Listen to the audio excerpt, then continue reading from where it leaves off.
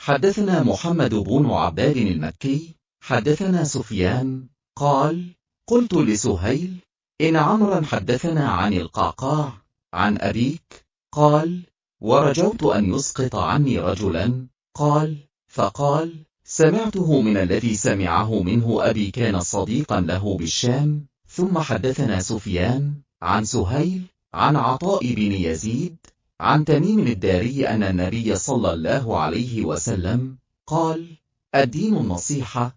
قلنا: لمن؟ قال: لله ولكتابه ولرسوله ولأئمة المسلمين وعامتهم. सुफियान बिन उयैना ने कहा, मैंने सुहेल से कहा कि अम्र ने हमें क़अक़ा के वास्ते से आपके वालिद से हदीस सुनाई। सुफियान ने कहा, मुझे उम्मीद थी कि वो मुझे खुद रिवायत सुनाकर एक रावी कम कर देगा।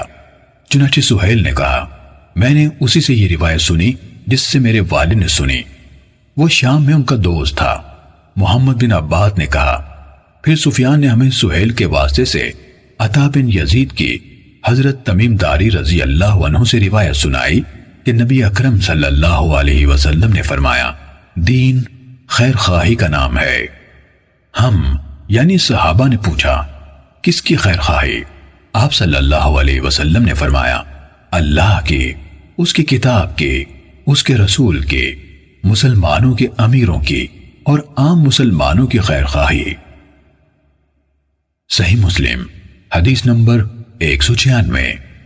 It is narrated on the authority of Tamim ad-Dari that the Messenger of Allah, may peace and blessings be upon him, observed, Al-Din is a name of sincerity and well-wishing. Upon this we said, for whom? He replied, for Allah, His book, His messenger and for the leaders and the general Muslims.